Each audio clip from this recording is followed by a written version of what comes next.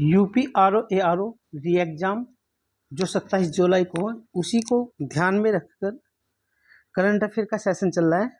और आज हमारी ये जो करंट अफेयर की क्लास है वो आर्थिक परिदृश्य पर है और यह करंट अफेयर का तीसरा लेक्चर है। इसमें हम एक वर्ष का करंट अफेयर देख रहे हैं, यानी कि एक वर्ष का आर्थिक घटनाक्रम है। आज की जो टॉपिक है हमारा वो मई 2024 से लेकर 8 मई 2025 तक है। और आपको सबसे ज़्यादा जिस सेक्शन से क्वेश्चन मिलते हैं वो करंट अफेयर, उससे संबंधित डाटा से मिलते हैं। करंट में करंट इतना महत्वपूर्ण है पीसीएस के लिए, चाहे वो प्रीलिम्स आरओ का हो या यूपी पीसीएस का हो। लगभग प्रत्यक्ष अप्रत्यक्ष रूप से 30 क्वेश्चन के लगभग आ जाते हैं हर वर्ष किसी भी परीक्षा में। तो आज हम करंट अफेयर का जो सेशन है हमारा आर्थिक परिदृश्य है। इससे पहले की जो क्लास हो चुकी है आप उनको जाकर पीडीएफ डाउनलोड कर सकते हैं टेलीग्राम चैनल से, जिसका लिंक वीडियो के डिस्क्रिप्शन में मिल जाएगा। तो यहाँ से हमारा सेशन शुरू होता है। आर्थिक घटनाक्रम एक वर्ष का देखेंगे और यहाँ पर जो आंकड़े होते हैं वो बहुत इंपॉर्टेंट होते हैं, वही पूछे जाते हैं। जैसे जीडीपी की वृद्धि दर क्या रही, राजकोष से घाटा क्या रहा, किसी एजेंसी ने भारत की विकास दर कितनी अनुमानित की, इस तरह से, यानी कि वही सारी चीज़ें हमारे लिए इंपॉर्टेंट होती है। या कोई रिपोर्ट में भारत का क्या स्थान है, वे इसी तरह के क्वेश्चन आते हैं। तो वर्ष 2025 में मानव विकास रिपोर्ट में भारत का जो स्थान है वो कितना है, 130वां। कौन सी रिपोर्ट है, 2025 की मानव विकास रिपोर्ट में भारत का स्थान कितना है, 130वां।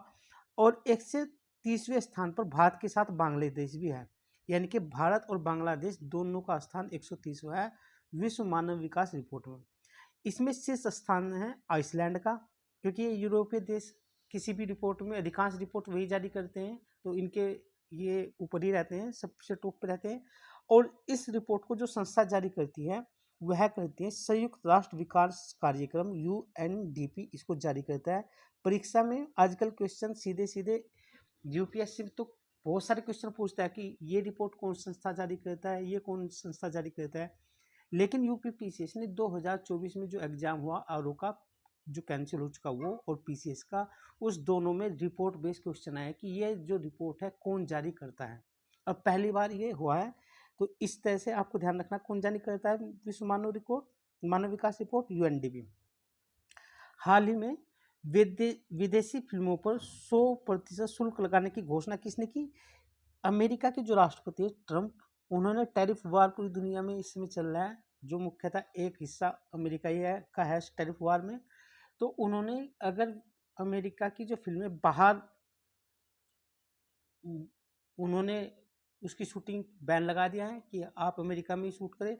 अगर कोई विदेशी फिल्म अमेरिका में शूट होती है तो उस पर कितना प्रतिशत टैक्स लगेगा, 100%। तो ये अमेरिका ने ही कहा है। एडीबी जिसकी 58वीं वार्षिक बैठक कहाँ पर हुई, इटली के मिलान सिटी में। कहाँ पर, इटली का एक मिलान शहर है वहाँ पर हुई। और यह जो बैठक हुई 4 से 7 मई 2025 को हुई। और कौन सी बैठक थी, 58वीं। और आपको बताना है इस एडीबी का मुख्यालय कहाँ पर है, एशिया के किसी देश में इसका मुख्यालय कहाँ पर है, कमेंट बॉक्स में बताना है। इस बैठक में जो भारतीय प्रतिनिधिमंडल गया उसका जो नेतृत्व किया वो किसने किया, हमारी जो वित्त मंत्री निर्मला सीतारमण जी ने किया इसका नेतृत्व। एडीबी के जो अध्यक्ष है वो मासातो कांडा है। कौन है, मासातो कांडा। कुछ इस तरह सा है कि वर्ल्ड बैंक और आईएमएफ के जो अध्यक्ष होते हैं, वर्ल्ड बैंक के और आईएमएफ के, वो यूरोपीय या अमेरिका के होते हैं। और एडीबी के जो अध्यक्ष होता है, क्योंकि इसका मुख्यालय कहाँ पर है, फिलीपींस की राजधानी मनीला में, वो एशिया के कोई होती है। तो इसके जो अध्यक्ष है एडीबी के वर्तमान में मसातो कांडा, ये पूछा जा सकता है। एशिया अवसंरचना निवेश बैंक का उपाध्यक्ष किसे नियुक्त किया गया, ये इंपॉर्टेंट है। ये नियुक्त किए गए भारत के अजय भूषण पांडे को, एशिया अवसंरचना विकास बैंक। और यह पहल भारत और चाइना से चाइना भी इसमें एक मुख्य वो है किरदार, इनसे संबंधित यह पहल शुरू की गई थी, एशियाई अवसंरचना निवेश बैंक। तो इसके उपाध्यक्ष किसे बनाया गया अभी, अजय भूषण पांडा। इंपॉर्टेंट है, परीक्षा में आएगा ये 100%। 2025 में कोयला आधारित बिजली उत्पादन में कितनी वृद्धि पर हुई, इसमें 2.8 की वृद्धि देखी गई। कितनी देखी गई, 2.8% की।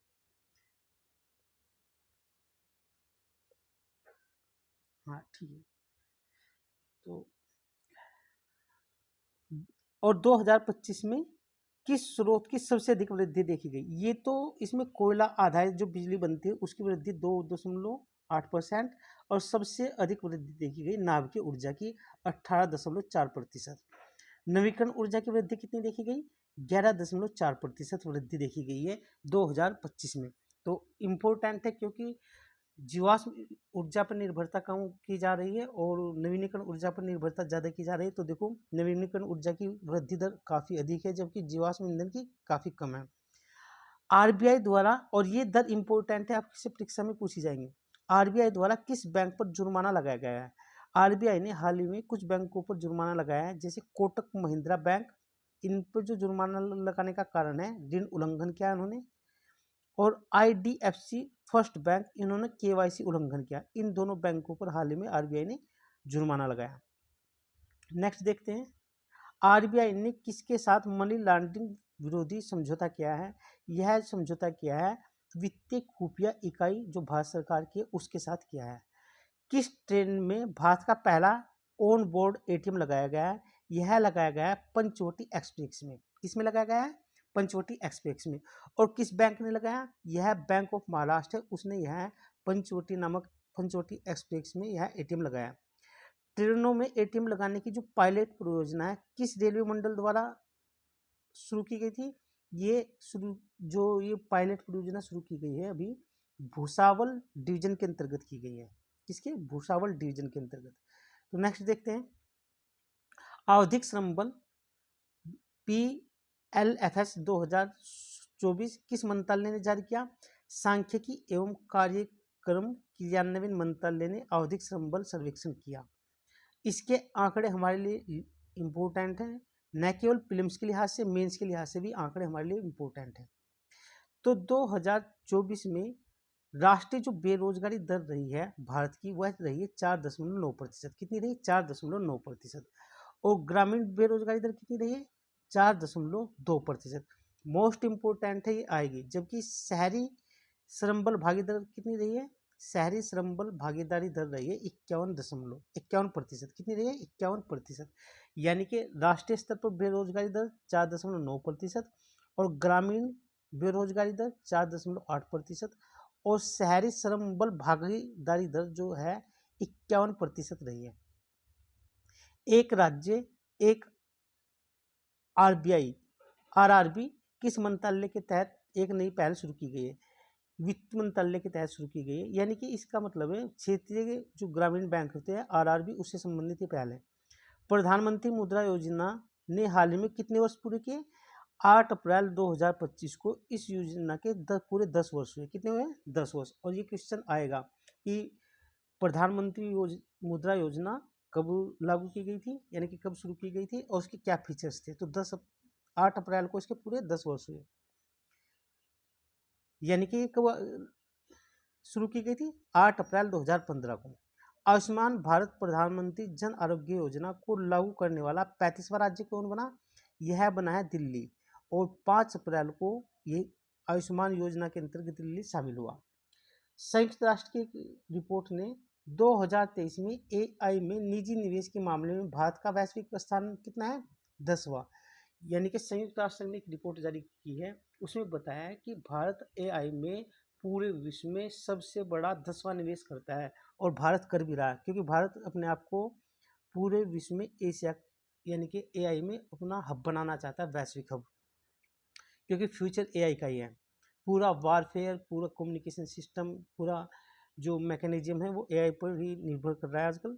RBI के डिप्टी गवर्नर किसे नियुक्त किया गया है? 1 अप्रैल 2025 को पूनम गुप्ता को RBI का डिप्टी गवर्नर नियुक्त किया गया है। और यह कितने वर्षों के बाद किसी महिला को डिप्टी गवर्नर नियुक्त किया गया है? 14 वर्षों के बाद किया गया है। और ये RBI की डिप्टी गवर्नर बनने वाली चौथी महिला है। केनरा बैंक के कार्यकारी निदेशक किसे नियुक्त किया गया है? SK मजूमदार को नियुक्त किया गया है। इंपॉर्टेंट है। RBI ने हाल ही में किन बैंकों पर जुर्माना लगाया? कोटक महिंद्रा पे भी लगाया था, कुछ और पे भी लगाया था। तो HDFC बैंक और पंजाब एंड सिंध बैंक पे भी जुर्माना लगाया है। 2024 में दुनिया का दूसरा सबसे बड़ा चाय निर्यातक देश कौन बन गया है? दुनिया का दूसरा सबसे बड़ा चाय निर्यातक देश भारत है, जबकि केन्या पहले है।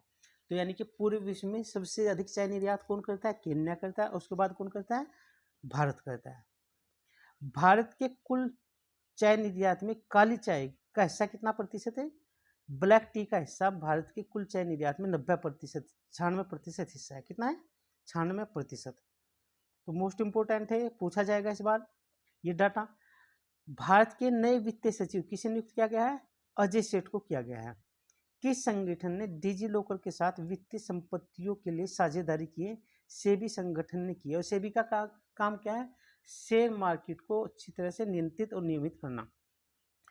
सेबी ने सोशल स्टॉक एक्सचेंज पर शून्य कूपन शून्य प्रिंसिपल उपकरण में न्यूनतम निवेश राशि 10,000 से घटाकर कितनी कर दी? 1,000 रुपये कर दी। पहले ये 10,000 राशि थी, अब कितनी कर दी? 1,000। तो इम्पोर्टेंट है बात। हुरुन ग्लोबल रिच लिस्ट 2025 में दुनिया में सबसे ज्यादा अरबपति किस देश में है? दुनिया में सबसे ज्यादा अरबपति अमेरिका में है। और कितने? 870 अरबपति वहां पर है। दुनिया का सबसे धनी व्यक्ति कौन है इसी लिस्ट के अनुसार? एलन मस्क, जिसके पास 420 बिलियन डॉलर की संपत्ति है। सर्वाधिक अरबपति वाला शहर कौन है दुनिया में? न्यूयॉर्क है। यह भी संयुक्त राज्य अमेरिका का है। और कितना है? 129 अरबपति वहां पर रहते हैं। विश्व की 5वीं और भारत की सबसे अमीर महिला कौन सी है? जो रोशनी नादर है, HCL टेक्नोलॉजी की। ये दुनिया की 5वीं सबसे अमीर महिला है और भारत की सबसे अमीर महिला। इंपोर्टेंट है, क्वेश्चन पूछा जाएगा। और ये किस लिस्ट के अनुसार है? हुरन ग्लोबल जो लिस्ट है 2025 उसके अनुसार। एशिया में सर्वाधिक अमीर कौन है? एशिया में सर्वाधिक अमीर है मुकेश अंबानी, और जिनकी संपत्ति कितनी? 100 बिलियन डॉलर की। किन दो भारतीय कंपनियों ने भारत में सैटेलाइट इंटरनेट के लिए स्टारलिंक से एक विवरण समझौता किया है? और यह समझौता मार्च 2025 में किया है। यह भारतीय एयरटेल और रिलायंस जियो ने किया है।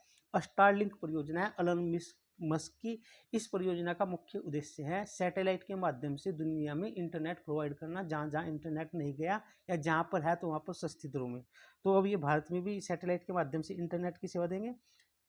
तो नेक्स्ट देखते हैं, किस देश ने चीन और जापान से आयातित ट्राइक्लोरो आइसोसियानुरिक एसिड पर एंटी डंपिंग शुल्क लगाया है? किसने लगाया है? यह भारत सरकार ने लगाया और 10 मार्च को यह लगाया है। चीन और जापान से हम इसको आयातित करते थे। महिला उद्यमियों को अपने व्यवसायों का विस्तार करने में सहायता हेतु सेबी ने कौन सा उत्पाद लॉन्च किया है? सेबी अस्मिता। और यह अंतर्राष्ट्रीय महिला दिवस 8 मार्च के दिन यानी कि उसी दिन ये लॉन्च किया। सीट क्षमता के लिहाज से विश्व की दूसरी सबसे तेजी से बढ़ती एयरलाइंस कौन सी है? विश्व की दूसरी सबसे बढ़ती एयरलाइंस है इंडिगो एयरलाइंस, जो भारत की है। भारतीय वायु सेना के कर्मचारियों के लिए प्रोजेक्ट हक किसने शुरू किया है? यह शुरू किया HDFC बैंक ने। नेक्स्ट देखते हैं, टैक्सन की रिपोर्ट के अनुसार 2024 में महिलाओं के नेतृत्व वाले टेक स्टार्टअप के लिए वैश्विक फंडिंग कितनी हो गई है? जो वैश्विक फंडिंग हो गई है 29.6 बिलियन डॉलर हो गई है। भारतीय रिजर्व बैंक ने स्थानीय मुद्राओं में लेन देन हेतु किसके साथ समझौता किया गया है? यह समझौता किया है कि अब हम जो व्यापार करेंगे वो अपनी स्थानीय मुद्राओं में करेंगे, न कि डॉलर में। और यह 18 मार्च को किया गया समझौता, और बैंक ऑफ मॉरिशस ने किया है। एशिया विकास बैंक ने किस क्षेत्र में निजी क्षेत्र के विकास और महासागरीय प्रभाव को बढ़ावा देने के लिए एक फ्रंटियर सीड लॉन्च किया है? यह किसने लॉन्च किया है? प्रशांत क्षेत्र के लिए। भारत ने हाल ही में एक मुक्त व्यापार समझौता किया है, मतलब मुक्त व्यापार समझौता करने की वार्ता शुरू की है। और किसके साथ शुरू की है? न्यूजीलैंड के। किसके साथ? न्यूजीलैंड के।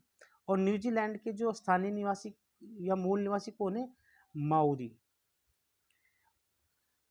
भारत ने, अच्छा, न्यूजीलैंड में एक जल संधि है, फोक्स जल संधि। आपको बताना है वो उत्तरी और दक्षिणी न्यूजीलैंड के द्वीप के मध्य है या दक्षिणी द्वीप और स्टुअर्ट द्वीप के मध्य है। तो आपको कमेंट बॉक्स में बताना है। भारत में पहली बार एक्सीलरेशन लाइसेंस की नीलामी किस मंत्रालय द्वारा शुरू की गई है? यह जो मंत्रालय है खान मंत्रालय द्वारा की गई है, गोवा सरकार के सहयोग से। स्कोच अवार्ड 2025 में डबल गोल्ड किस कंपनी ने जीता? मुथूट फाइनेंस कंपनी ने, मुथूट माइक्रोफिन जो कंपनी उसने जीता। वर्ष 2028 तक वैश्विक डेवलपर्स मार्केट में भारत का कौन सा स्थान हो जाएगा? इसमें भारत का स्थान हो जाएगा पहला। तो मोस्ट इम्पोर्टेंट है, जिस भी रिपोर्ट में भारत की स्थिति बहुत ज़्यादा अच्छी हो या बहुत खराब हो तो समझो परीक्षा में आना तय है। फेडरल बैंक ने अपना ब्रांड एम्बेसडर नियुक्त किया है। किसे किया है? विद्या बालन जो एक अभिनेत्री है उनको अपना ब्रांड एम्बेसडर किया है फेडरल बैंक ने। वन नेशन वन पोर्ट पहल किसने शुरू की है? यह पहल शुरू की है 27 फरवरी 2025 को बंदरगाह, पोत परिवहन और राजमार्ग मंत्री सर्बानंद सोनोवाल ने यह पहल लॉन्च की है। और कब की है? 27 फरवरी को। 2024 में प्रारंभिक सार्वजनिक निर्गम आईपीओ के माध्यम से किस देश ने सर्वाधिक फंड अर्जित किया? यह क्या है? भारत ने। एक होता है आईपीओ और एक होता है वो बताना। आईपीओ होता है क्या होता है? ये शेयर मार्केट में कोई कंपनी लाती है, सबसे पहले कौन आता है? तो आईपीओ के माध्यम से सबसे ज़्यादा फंड किसने अर्जित किया? भारत ने। लघु खनिजों से हटाकर कुछ खनिजों को रखा गया है प्रमुख खनिजों की श्रेणी में। पहले वे लघु खनिज थे, लेकिन भारत सरकार ने अब उनको प्रमुख खनिजों की श्रेणी में शामिल किया है। तो कौन कौन से खनिज है? एक बैराइट है, एक फेल्सपार है, एक माइका है और एक क्वार्ट्ज है। ये 4 खनिजों को अब लघु खनिज ना मान के प्रमुख खनिज माना गया, क्योंकि इलेक्ट्रॉनिक्स जो हमारे गैजेट्स हैं उनके निर्माण में इन खनिजों का महत्वपूर्ण योगदान है। और ये एक तरह से रेयर मेटल भी होते हैं, रेयर अर्थ होते हैं, जो शब्दावली प्रयोग होती है ना दुर्लभ तत्वों के लिए, वही। भारत की वार्षिक बिजली मांग में वर्ष 2025 से 27 तक कितनी प्रतिशत वृद्धि का अनुमान लगाया गया है? 6.3% तक। आरबीआई ने बड़े कर्ज से संबंधित निर्देशों के अनुपालन न करने के लिए एक बैंक पर 39 लाख रुपए का जुर्माना लगाया। किस पे लगाया? सिटी बैंक पर। तो आरबीआई ने अभी HDFC, Punjab and Sind bank पे भी जुर्माना लगाया था, सिटी बैंक पे भी। अमेरिका ने भारत और चीन पर पारस्परिक शुल्क कब से लगाने की घोषणा की है? यह घोषणा तो की है 4 मार्च 2025 को कि हम उन पर रिसिप्रोकल टैक्स लगाएंगे, यानी कि टैरिफ लगाएंगे, जितना वे लगाते हैं उतना ही हम लगाएंगे। और ये प्रभावी कब से होगी? 2 अप्रैल 2025 से। नवरत्न का दर्जा किस कंपनी को दिया गया है? ये 3 मार्च को दिया गया है भारतीय रेलवे खानपान और पर्यटन निगम IRCTC तथा भारतीय रेल वित्तीय निगम, इनको नवरत्न का दर्जा दिया गया है। और इनको नवरत्न का दर्जा देने के बाद भारत में नवरत्न से संबंधित कितनी कंपनियां हो गई? 26 हो गई हैं। राजस्व सचिव के रूप में किसे अतिरिक्त प्रभार संभाला? किसने संभाला है? यानी कि जो राजस्व सचिव का अतिरिक्त प्रभार संभाला है अजय सेठ ने। किसने? अजय सेठ ने।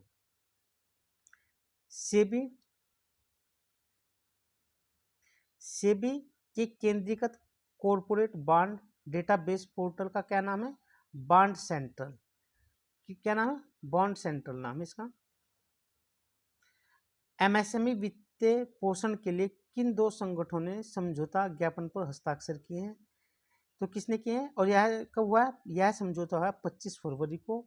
और भारतीय लघु उद्योग विकास बैंक सिडबी, जिसका मुख्यालय लखनऊ में है, और टाटा कैपिटल लिमिटेड, इन दोनों ने समझौता किया है 25 फरवरी को एमएसएमई उद्योगों को वित्त प्रदान करने के लिए।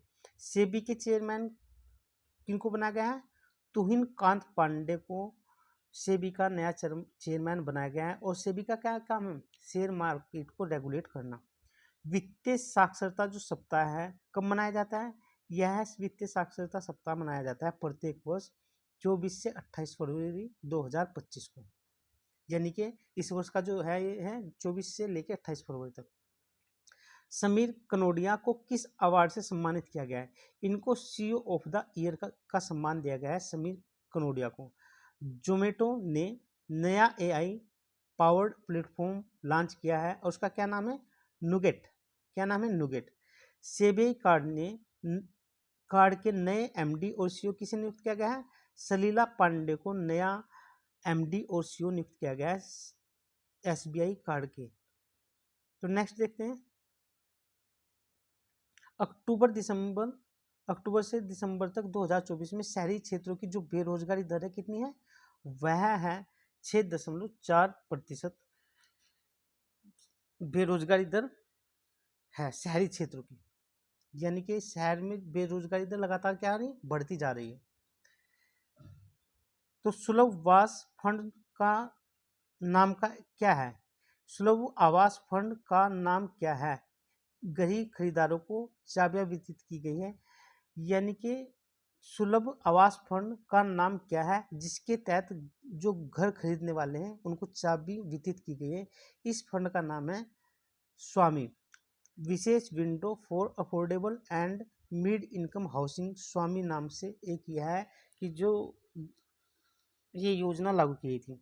14 वर्षीय तरलीकृत प्राकृतिक गैस समझौता यानी कि LNG समझौता किसके मध्य हुआ है, यह हुआ है ADNOC गैस और इंडियन ऑयल कॉरपोरेशन के मध्य हुआ 14 साल के लिए। आयुष्मान भारत वय वंदना योजना कहाँ लॉन्च की गई, यह लॉन्च की गई है पुडुचेरी से और 14 फरवरी 2025 को लॉन्च की है। 7 फरवरी 2025 को भारत का विदेशी मुद्रा भंडार कितना हो गया है, यह हो गया है $638 बिलियन। टमाटर की कीमतों को स्थिर रखने के लिए कौन सी योजना स्वीकृत की गई है, यह 12 फरवरी 2025 को स्वीकृत की गई है। इसका नाम है मार्केट इंटरवेंशन स्कीम। जिस दिन कोई डेट इंपॉर्टेंट होती है इसलिए वही डेट पे यहाँ पर अंडरलाइन किया गया है जो एग्जाम में आने की जिसकी संभावना है, क्योंकि डेट बेस्ड क्वेश्चन आर में जो कैंसिल हुआ है उसमें बहुत सारे क्वेश्चन आए थे डेट बेस्ड। कृषि स्टार्टअप और कृषि उद्यमियों का समर्थन करने के लिए सरकार ने किस योजना की शुरुआत की है, एग्री श्योर योजना की शुरुआत की है और जिसका फुल फॉर्म है agri fund for startup and rural enterprises. यह इसका पूरा नाम है। यह पूछा जा सकता है कि इसका पूरा नाम क्या है। भारत का सबसे बड़ा ट्रांसशिपमेंट पोर्ट कहाँ पर है, यह है केरल का विंझिंगम अंतर्राष्ट्रीय पोर्ट और इसी से तट से थोड़ी सी दूरी पे हाल ही में लाइबेरिया का एक जहाज डूब गया था। Adani ports and special economy zone limited द्वारा इसका विकास किया गया है। किसके द्वारा विकास किया गया है, Adani ports and special economic zone limited द्वारा ही विंझिगम अंतर्राष्ट्रीय पोर्ट का विकास किया गया है केरल में।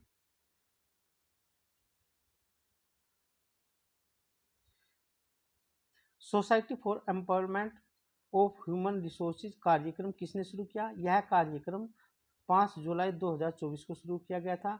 महिला उद्यमता मंच और ट्रांस यूनियन सिविल ने इसको शुरू किया। दुनिया की पहली CNG संचालित मोटर बाइक कौन सी है, बजाज की है, ऑटो बाइक है, यानी कि जो बजाज कंपनी है उसकी बाइक है, CNG से चलने वाली दुनिया की पहली मोटरसाइकिल है। MSME सहज की घोषणा किसने की है, यह घोषणा SBI ने की है। यानी कि जो MSME उद्योग है उनके लिए वित्त को प्रदान करना, सरल उसकी प्रक्रिया सरल बनाना। राष्ट्रीय अप्रेंटिसशिप और प्रशिक्षण योजना 2.0 पोर्टल किसने लॉन्च किया है, यह जो केंद्रीय शिक्षा मंत्री धर्मेंद्र प्रधान उन्होंने यह पोर्टल लॉन्च किया है। मोस्ट इम्पोर्टेंट है, इस योजना के तहत 25,000 युवाओं को शिक्षा और कौशल विकास के अवसर प्रदान करने के लिए शुरू किया गया है। और किस योजना के तहत यह शुरू किया गया, मॉडल स्किल लोन योजना के तहत 25,000 युवाओं को प्रशिक्षण दिया जाएगा, शिक्षा दी जाएगी और उनका कौशल डेवलपमेंट किया जाएगा। इंडिया केम 2024 के 13वें संस्करण का उद्घाटन किसने किया, यह उद्घाटन 20 जुलाई 2024 को किया। केंद्रीय रसायन और उर्वरक मंत्री जगत प्रकाश नड्डा ने किया। और इसका विषय क्या था, इम्पोर्टेंट होती है थीम भी और परीक्षा में अक्सर थीम पूछ ली जाती है। एडवांटेज भारतीय रसायन और पेट्रोकेमिकल्स द्वारा भविष्य का निर्माण, यह इसकी थीम थी। वन साइंटिस्ट वन प्रोडक्ट्स कार्यक्रम किसने लॉन्च किया, यह भारतीय कृषि अनुसंधान परिषद ने लॉन्च किया है। किसने लॉन्च किया, भारतीय कृषि अनुसंधान परिषद ने। भारतीय खाद्य सुरक्षा और मानक प्राधिकरण फसी ने किसके साथ मिलकर यूनिफाइड इंडिया ऑर्गेनिक लोगो को विकसित किया है, यह विकसित किया है कृषि और प्रसंस्करण खाद्य उत्पाद निर्यात विकास प्राधिकरण अपेडा से साथ मिलकर किया है। सुरक्षा, इसका फुल फॉर्म क्या है सुरक्षा का? System for unified resource allocation knowledge और सिक्योरिटी सिक्योर हार्टिकल्चर असिस्टेंस, यह सुरक्षा का फुल फॉर्म है। तो फुल फॉर्म भी एग्जाम में पूछा जाता है। केंद्रीय मंत्रिमंडल ने आगामी विपणन सीजन 2025-26 के लिए किन फसलों के लिए न्यूनतम समर्थन मूल्य को मंजूरी दी, और यह मंजूरी 16 अक्टूबर 2024 को दी। रबी फसलों के लिए मंजूरी दी गई थी। इसमें गेहूं का जो एमएसपी है उसमें बढ़ोतरी की गई 150 रुपये की, और अब गेहूं की नवीनतम कितनी कीमत हो गई 150 रुपये बढ़कर 2425 रुपये क्विंटल हो गई है, यानी कि एक क्विंटल की कीमत 2425 रुपये होगी। रेपसीड और सरसों की प्रति क्विंटल कितने रुपए की बढ़ोतरी की है? सर्वाधिक बढ़ोतरी हुई है ये रेपसीड की और सरसों की, वो कितनी बढ़ोतरी हुई 300 रुपये की। तो अब इनकी न्यूनतम कीमत कितनी हो गई 5960 रुपये प्रति क्विंटल। नाबार्ड अखिल भारतीय ग्रामीण वित्तीय समावेशन सर्वेक्षण 2021-22 के अनुसार 2016-22 के दौरान ग्रामीण परिवारों की औसत मासिक आय में कितनी प्रतिशत की वृद्धि हुई है? यह वृद्धि हुई है 57.6% की, और यह आंकड़ा हमारे लिए इम्पोर्टेंट है, परीक्षा में पूछा जाएगा इस बार। आपको बताना है कमेंट बॉक्स में नाबार्ड की स्थापना कब हुई थी और नाबार्ड का मुख्य कार्य क्या है। ग्रामीण परिवारों की मासिक आमदनी 2021-22 में कितनी थी 12,698 रुपये हो गई 2021-22 के लिए। वर्ष 2023 में वैश्विक कृषि निर्यात में भारत में कौन सा स्थान बरकरार रखा है? 8वां स्थान, यानी कि भारत विश्व का 8वां सबसे बड़ा कृषि निर्यातक है। भारत का कृषि निर्यात 2022 में $55 बिलियन घटकर कितना रह गया 51, यानी कि भारत का निर्यात घटा है। 2022 में जहां निर्यात $55 बिलियन का क्या था, तो 2023 में कितने का रहेगा घटकर $51 बिलियन का, यानी कि सीधे $4 बिलियन का घाटा हुआ है निर्यात में। 32वें अंतर्राष्ट्रीय कृषि शास्त्र सम्मेलन का उद्घाटन किसने किया? यह 2 से 7 अगस्त 2024 को यह सम्मेलन आयोजित किया गया, और इसका उद्घाटन प्रधानमंत्री नरेंद्र मोदी जी ने किया है। और इस सम्मेलन का विषय क्या था? विषय इंपॉर्टेंट होता है हमारे लिए, सतत कृषि खाद्य प्रणालियों की ओर रूपांतरण, यह इसका विषय था, यानी कि थीम थी। भारतीय बहुवस्तु विनिमय के सीईओ और एमडी किसे नियुक्त किया गया है? प्रवीणा राय को नियुक्त किया गया है। हाल ही में किस कंपनी को महारत्न का दर्जा दिया है? 13 अक्टूबर 2024 को हिंदुस्तान एरोनॉटिक लिमिटेड, यानी कि हाल जिसका मुख्यालय बेंगलोर में, उसको महारत्न का दर्जा दिया गया है। महारत्न का दर्जा प्राप्त करने वाले अब कितने हो गए सार्वजनिक क्षेत्र के उपक्रम? 14 हो गए। हाल को दर्जा प्राप्त करने के बाद इनकी संख्या बढ़कर कितनी हो गई 14। PM mega integrated textile reason और अप्रैल, यानी कि पीएम मित्रा पार्क की नींव कहाँ रखी गई है? यह 20 सितंबर को रखी गई है अमरावती महाराष्ट्र में। और कितने पीएम मित्र पार्क स्थापित किए जा रहे हैं भारत में? 7 पार्क स्थापित किए जा रहे हैं। ये कपड़े से संबंधित है, कपड़ा उद्योग को बढ़ावा देने के लिए पीएम मित्र पार्क योजना। ब्रेल लिपि में भारत की पहली स्वास्थ्य बीमा पॉलिसी किसने लॉन्च की है? स्टार हेल्थ और एलाइड इंश्योरेंस ने यह मिलकर की है, और इस पॉलिसी का क्या नाम है? स्पेशल केयर गोल्ड नाम इस पॉलिसी का है।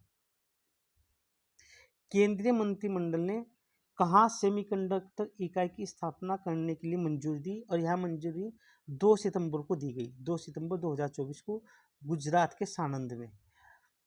22वें नवरत्न कौन है? 22वीं नवरत्न कंपनी, ये 30 अगस्त 2024 को RailTel corporation of India limited Bharat की 22वीं नवरत्न कंपनी बन गई है।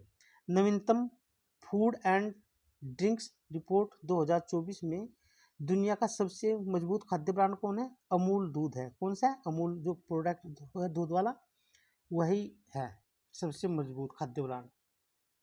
2024 की फॉर्च्यून ग्लोबल 500 सूची में रिलायंस इंडस्ट्री का कौन सा स्थान है? 88वां स्थान है, जबकि पिछली रैंकिंग इसकी कितनी थी? 88। तो अब इसकी रैंकिंग नई कितनी है 2024 में? 86। कितनी भारतीय कंपनियां इस फॉर्चून ग्लोबल में शामिल हुई थी? 9 कंपनियां टोटल शामिल हुई थी फॉर्चून 500 की सूची में। इनमें से कितनी कंपनियां सार्वजनिक थी? यानी कि जो फॉर्चून ग्लोबल सूची थी 500 की, उसमें भारत की केवल 9 कंपनी शामिल हुई थी, जिसमें से 5 कंपनी सार्वजनिक क्षेत्र की थी। IOCL यानी कि Indian oil corporation limited, LIC, ONGC, BPCL और SBI, ये शामिल थी हमारी। ये याद रखना है, पांचों की पांचों परीक्षा में पूछा जाएगा। कौन सी कंपनी 11वें साल लगातार विश्व की सबसे बड़ी कंपनी है? वॉलमार्ट जो अमेरिका की सबसे बड़ी कंपनी है, और अमेजन दूसरे नंबर पर है, अमेजन.com, यह भी अमेरिका की। स्टेट ग्रिड यह चाइना की, ये तीसरे नंबर पर है।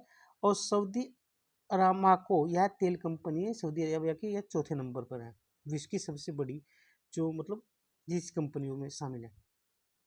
स्वचालित मार्ग से 100% FDI निवेश की अनुमति दी गई है, किस क्षेत्र में दी गई है? यह अनुमति दी गई है 2 अगस्त 2024 को विमान रख रखाव क्षेत्र में, उसकी मरम्मत में और ओवरहाल में, जिसको पूरी तरह से क्या बोला जाता है? MRO क्षेत्र में 100% FDI की अनुमति दे दी है। यानी कोई भी विदेशी कंपनी अपना 100% पैसा लगा के यहाँ पर अपना कार्य कर सकती है। एयरबेस के साथ एरोस्पेस की शिक्षा और अनुसंधान के लिए एक समझौता किया गया। तो किसने किया है समझौता? गति शक्ति विश्वविद्यालय जो गुजरात के वडोदरा में, उसने किया है। गति शक्ति विश्वविद्यालय कब स्थापित किया गया था? यह 2022 में किया गया था।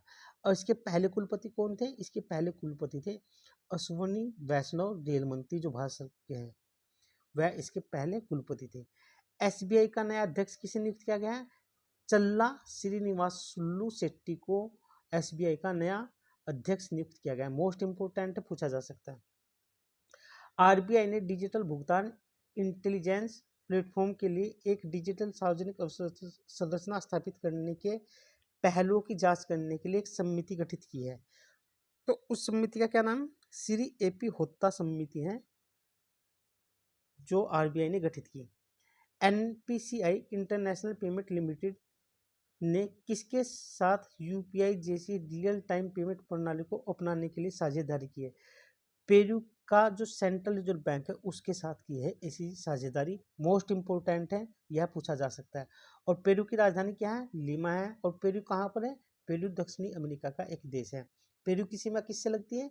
पेरू की सबसे अधिक सीमा लगती है, ये आपको बताना है। NIPL किसके पूर्ण स्वामित्व वाली एक सहायक कंपनी है? यह जो कंपनी है NIPL भारतीय राष्ट्रीय भुगतान लिमिटेड यानी कि NPCI की एक सहायक कंपनी है।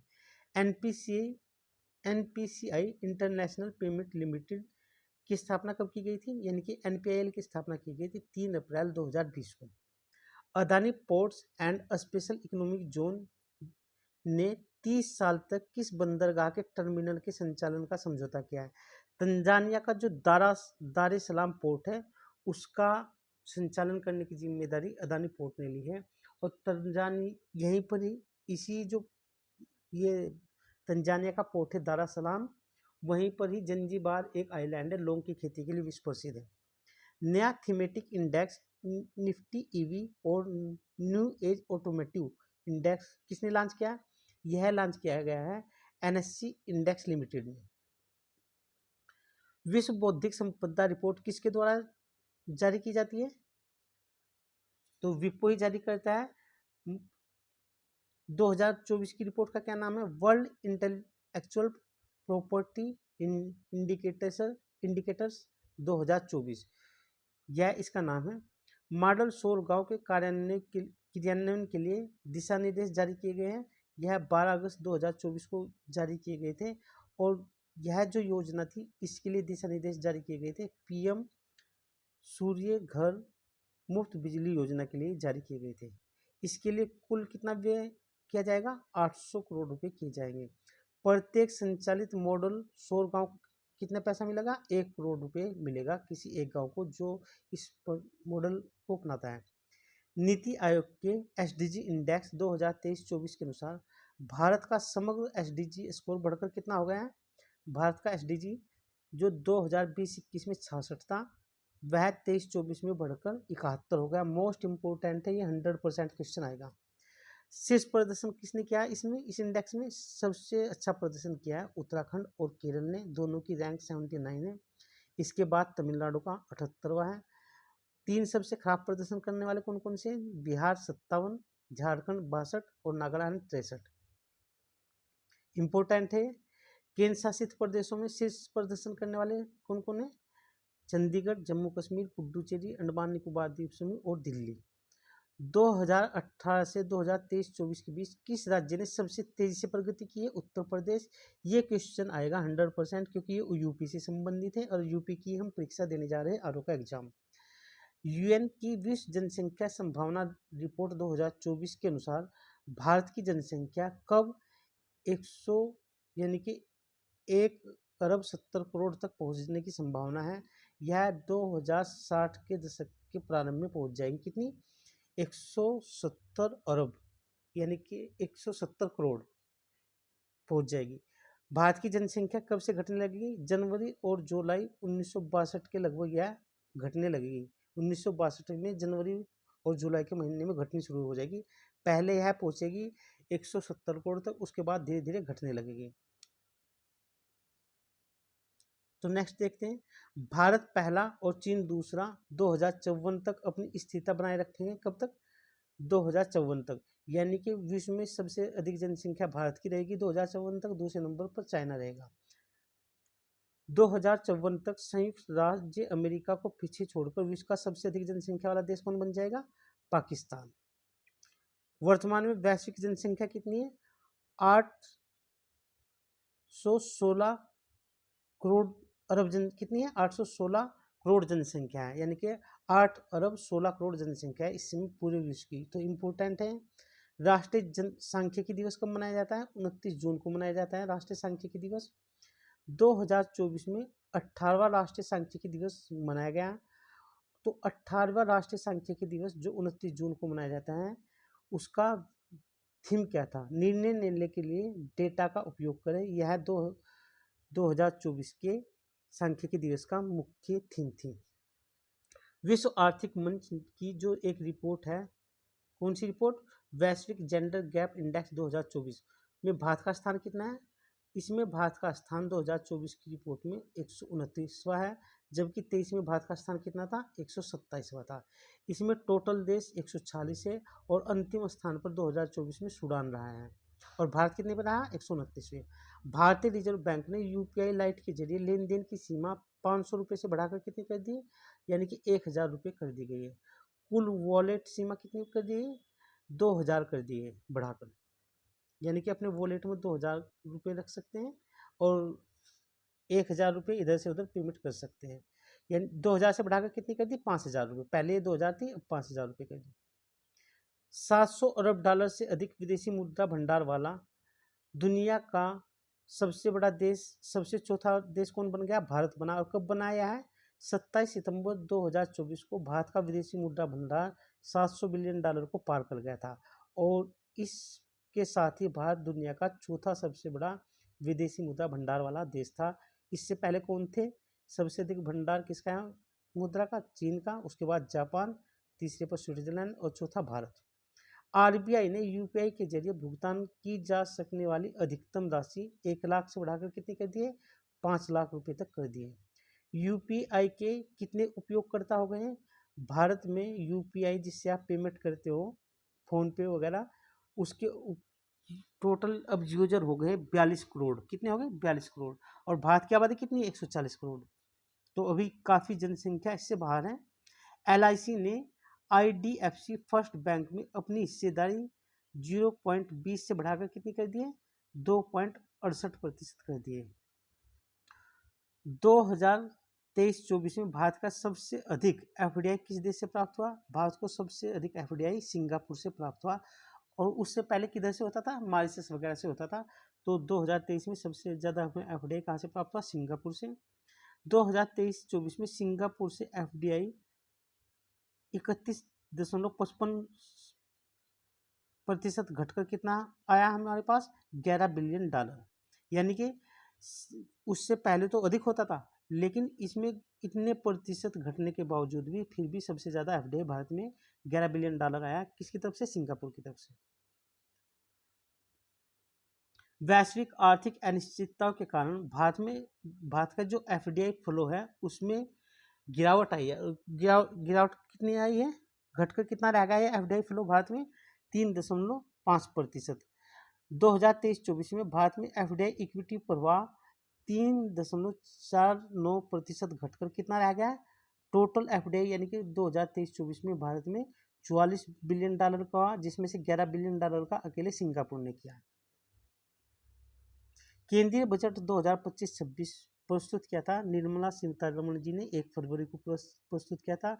और कितने करोड़ रुपए का व्यय अनुमान लगाया था इस बजट में? इस बजट में लगाया गया था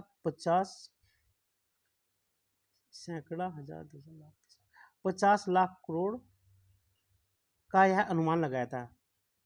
और राजकोषीय घाटा कितना बताया था 2025-26 के लिए? जीडीपी का 4.6%। हमारे लिए ये आंकड़ा इम्पोर्टेंट है और यह कम से कम 20 से अधिक बार पूछा जा चुका है। राजकोषीय घाटा। और 2025-26 के लिए राजस्व घाटा कितना लक्ष्य रखा गया है? 1.5%। 2024-25 के लिए संशोधित अनुमान का जो राजकोषीय घाटा है वह है 4.8%। यह है 2025-26 के लिए कितना? 4.4% राजकोषीय घाटा। जबकि 2024-25 के लिए संशोधित अनुमान में राजकोषीय घाटा जीडीपी का कितना? 4.8%। कुल व्यय का कितना प्रतिशत रक्षा मंत्रालय को आवंटित किया गया है? यानी कि जो भारत सरकार इतना व्यय कर रही है तो उसका 13.4% रक्षा मंत्रालय के आवंटित किया जाएगा। जल शक्ति मंत्रालय के लिए कितना आवंटित किया गया है? 99,503 करोड़ रुपए। 2025-26 में शुरू की गई कृषि की विकास योजना का क्या नाम है? प्रधानमंत्री धन धान्य कृषि योजना बजट में इस बार के शुरू करने की बात कही गई। दालों में आत्मनिर्भरता प्राप्त करने के लिए किन दालों पर फोकस किया जाएगा?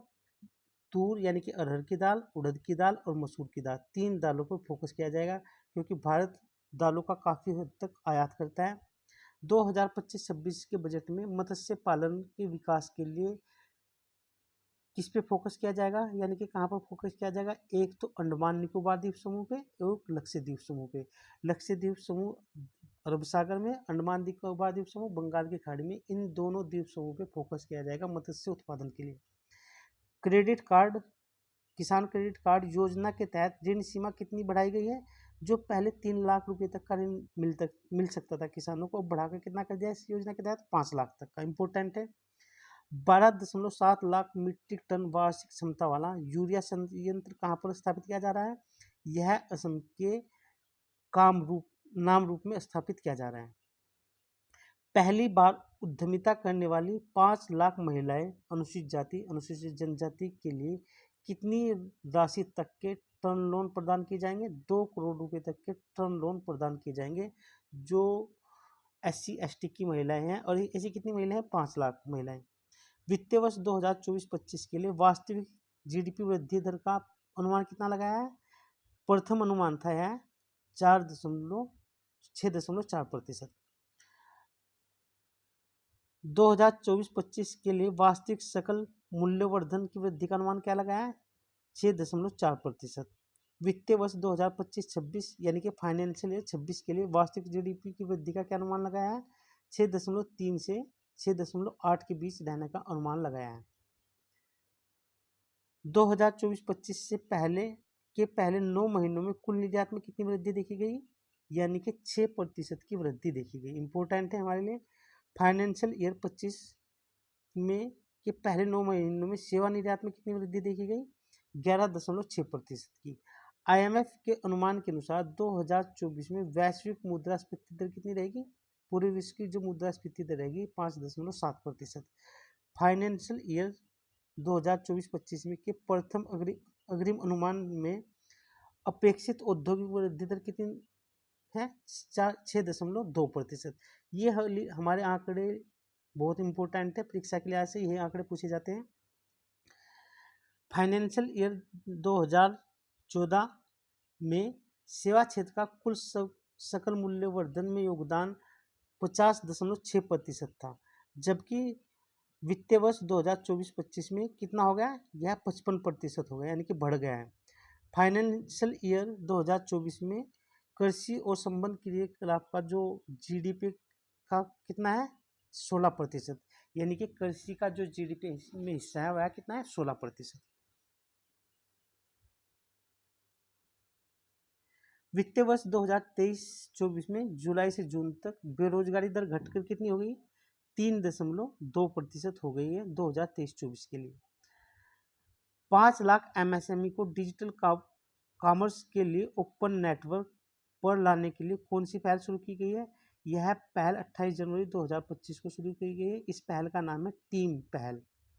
तकनीकी खामियों की रिपोर्टिंग हेतु आई स्पोर्ट पोर्टल किसने लॉन्च किया है? यह सेबी ने लॉन्च किया है। सेबी का फुल क्या नाम है पूरा? भारतीय प्रतिभूति और विनिमय बोर्ड। वित्तीय स्वास्थ्य सूचकांक 2025 किसने जारी किया? यह सूचकांक जारी किया नीति आयोग ने। और नीति आयोग इस बार प्रीलिम्स में आएगा, क्योंकि नीति आयोग की स्थापना के पूरे कितने हो गए? 10 वर्ष हो गए। 1 जनवरी 2025 को स्थापित किया गया था योजना। 1 जनवरी 2015 को स्थापित किया गया था नीति आयोग योजना आयोग के स्थान पर, जिसका मुख्य उद्देश्य क्या है? भारत में सहकारी संघवाद को बढ़ावा देना। किसे आईडीबीआई बैंक का एमडी और सीईओ नियुक्त किया गया है? राकेश शर्मा को नियुक्त किया गया है। रिलायंस पावर लिमिटेड के नए सीईओ कौन है? नीरज पारख। प्राकृतिक कटे और पॉलिश किए गए हीरे के शुल्क मुक्त आयात के लिए कौन सी योजना शुरू की गई है? यह योजना 21 जनवरी 2025 को शुरू की गई थी। डायमंड इम्प्रेस्ड ऑथराइजेशन योजना शुरू की गई थी। ग्रे मार्केट ट्रेडिंग को रोकने के लिए एक योजना किसके द्वारा बनाई जा रही है, जिससे निवेशक आईपीओ के आवंटन के तुरंत बाद अपने शेयर बेच सके? तो कौन बना रहा है इसको? सेबी बना रहे हैं, क्योंकि शेयर मार्केट का कंट्रोल कौन करता है? सेबी। कंट्रोल का मतलब नियमन वगैरह करता है उसके लिए।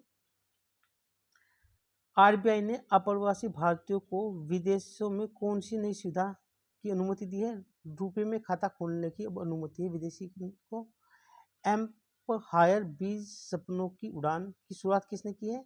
यह महिला उद्यमिता मंच किसका है? यह नीति आयोग का, उसने शुरू किया है। 8 जनवरी 2025 को इम्पोर्टेंट है।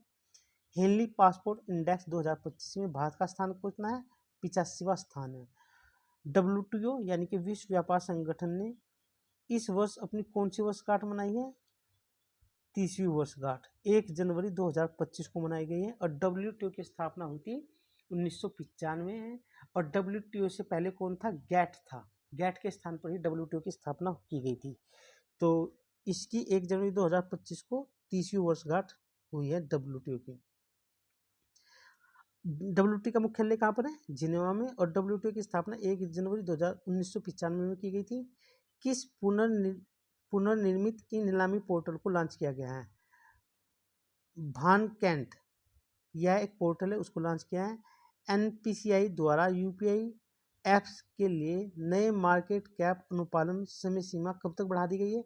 यह बढ़ा दी गई 31 दिसंबर 2026 तक बढ़ा दी गई है। प्रधानमंत्री फसल बीमा योजना और पुनर्गठित मौसम आधारित फसल बीमा योजना को किस वर्ष तक बढ़ा दिया गया है? 2025-26 के लिए बढ़ाया गया है। और यह कब बढ़ाया गया है? 1 जनवरी 2025 को। भारत अब मुद्रा भंडार के मामले में विश्व में कौन से स्थान पे है?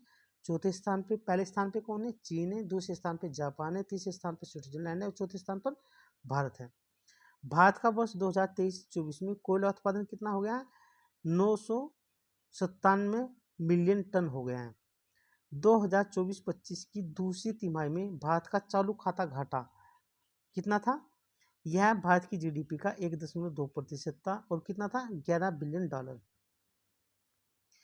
भारतीय रिजर्व बैंक ने किसे डीबीसी बैंक ऑफ इंडिया का नया सीईओ नियुक्त किया है? रजत वर्मा को किया है। किसको? रजत वर्मा को। ब्लूमबर्ग बिलियनर्स इंडेक्स के अनुसार $500 बिलियन की संपत्ति तक पहुंचने वाला पहला व्यक्ति कौन है? एलन मस्क है, यूएसए का, जो टेस्ला कंपनी का मालिक है। विश्व बैंक ने अमरावती शहर के विकास के लिए कितनी धनराशि की ऋण की मंजूरी दी है? यह दी है $800 मिलियन की 19 दिसंबर 2024 को। 2 जापानी कार कंपनियों के विलय की घोषणा की गई है। जापान की 2 कंपनी, एक होंडा एक निसान, इन दोनों का अब विलय हो जाएगा। क्योंकि इनकी भागीदारी अच्छी है कंपनी के बाजार में। भारत का फार्मास्यूटिकल उद्योग वित्तीय वर्ष 2023-24 में विश्व का कौन से स्थान पे? तीसरा। यानी कि भारत का जो फार्मास्यूटिकल उद्योग है विश्व में तीसरे स्थान पर पहुंच गया है। भारतीय स्टेट बैंक का प्रबंध निदेशक किसे बनाया गया है? राम मनोहर राव अमारा को प्रबंध निदेशक बनाया गया है एसबीआई का। भारत स्मार्टफोन निर्यात में कौन सा स्थान है दुनिया में? तीसरा स्थान है। यानी कि भारत यहाँ पर सबसे अधिक तो स्मार्टफोन का निर्यात कौन करता है? चाइना करता है। और तीसरे नंबर पे कौन है? भारत। भारतीय रिजर्व बैंक ने बिना गारंटी के कृषि ऋण की सीमा 1.6 लाख से बढ़ाकर कितनी कर दी है? 2 लाख रुपए। मोस्ट इंपोर्टेंट है महिला श्रम बल भागीदारी दर आवधिक श्रम बल सर्वेक्षण 2017-18 से 2022-23 का एक अवलोकन विश्लेषण नामक एक वर्किंग पेपर किसने प्रकाशित किया? यह प्रधानमंत्री की जो आर्थिक सलाहकार परिषद है उसने जारी किया। भारत के साथ दोहरा कराधान बचाव समझौता में सर्वाधिक पसंदीदा राष्ट्र के प्रबंध को हटा दिया है। किसको हटा दिया? स्विट्जरलैंड ने। यानी कि भारत के साथ जो दोहरा कराधान बचाव समझौता किया था किसने? स्विट्जरलैंड ने। उसमें से एक प्रावधान था MFN, वो हटा दिया है, उससे भारत को हटा दिया है। उत्पादन से जुड़े प्रोत्साहन योजना कब लॉन्च की गई थी और किसके लिए लॉन्च की गई थी? यह मिलेट आधारित उत्पादों के लिए लॉन्च की गई थी। RBI के 26वें गवर्नर कौन है? संजय मल्होत्रा को 9 दिसंबर 2024 को RBI का 26वां गवर्नर बनाया गया है। RBI ने डिजिटल धोखाधड़ी को रोकने के लिए एक मॉडल पेश किया है। कौन सा मॉडल है? म्यूल हंटर मॉडल, जो AI आधारित है। सेबी ने किस कंपनी पर 9 लाख रुपए का जुर्माना लगाया है? किस पे लगाया है? रिलायंस सिक्योरिटीज पर लगाया है।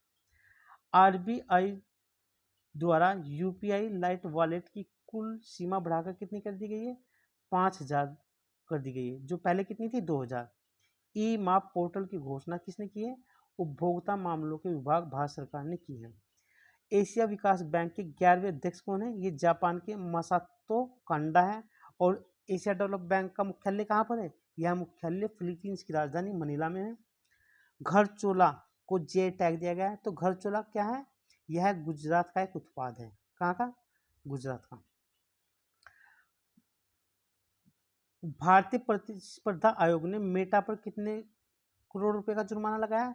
213 करोड़ रुपए का जुर्माना लगाया मेटा यानी कि फेसबुक पर। और ये किसने लगाया? भारतीय प्रतिस्पर्धा आयोग ने। इंपोर्टेंट है, पूछा जाएगा। नवंबर 2024 में लगाया। भारत की जो वित्त मंत्री है निर्मला सीतारमण ने वर्ष 2024-25 के लिए अपना कौन सा बजट प्रस्तुत किया है? 23 जुलाई 2024 को इन्होंने अपना 7वां बजट पेश किया है। और इस बजट में 2024-25 के लिए इन्होंने बजट में 4 जातियों का उल्लेख किया था। कितना? 4 जाति। वे जाति कौन कौन सी है? एक गरीब व्यक्ति, एक महिला, युवा और कौशल। ये 4 जाति बताइए कि भारत में मुख्यतः 4 ही जाति है। एक गरीब, एक महिला, युवा और किसान। इन्हीं पे फोकस करना है। बजट 2024-25 का राजकोषीय घाटा कितना अनुमानित किया गया था? GDP का 4.9%। और संशोधित कितना आया? ये आपको कमेंट में बताना है। ग्लोबल फाइनेंस मैगजीन ने वर्ष 2024 के लिए भारत का सर्वश्रेष्ठ बैंक किसे घोषित किया गया है? SBI को। भारत का पहला AI संचालित क्रेडिट सलाहकार PB असिस्टेंट किसके द्वारा लॉन्च किया गया है? पैसा बाजार के द्वारा यह लॉन्च किया गया है। AI आधारित क्रेडिट सलाहकार। जनजाति समुदाय की सामाजिक आर्थिक स्थिति में सुधार के लिए किस योजना को 79 करोड़ रुपए की कुल परिव्यय के साथ मंजूरी दी गई है? और यह मंजूरी 18 सितंबर 2024 को दी गई है। इस योजना का नाम है प्रधानमंत्री जनजाति उन्नत ग्राम अभियान के तहत यह योजना मंजूरी की गई है। किस संस्थान ने भारतीय EEZ यानी कि विशिष्ट आर्थिक क्षेत्र का समेकित महासागरीय ऊर्जा एटलस विकसित करने की घोषणा की? यह घोषणा की है भारतीय राष्ट्रीय महासागर सूचना सेवा केंद्र ने की है।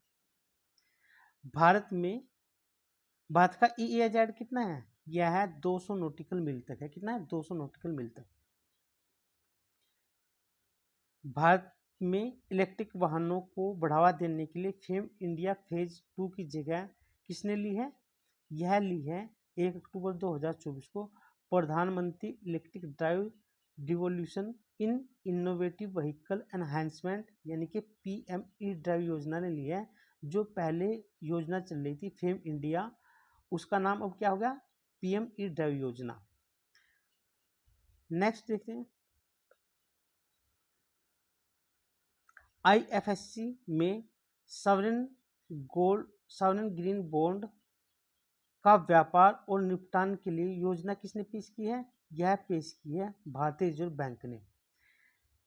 SPICD योजना किसके द्वारा शुरू की गई है, भारतीय मसाला बोर्ड के द्वारा शुरू की गई है। भारतीय मसाला बोर्ड का मुख्यालय कहाँ पर है, आपको यह बताना है, यह केरल के कोच्चि में है। और इसका जो SPICD योजना है उसका पूरा क्या नाम है, sustainability in spice sector through progressive innovative and collaborative intervention for export development. इस योजना का पूरा नाम में पूछा जा सकता है एग्जाम में। केंद्रीय मंत्रिमंडल ने श्रम का जो सरकारी कर्मचारी हैं उनके लिए किस पेंशन योजना को मंजूरी दी है, और यह मंजूरी 24 अगस्त 2024 को दी गई थी।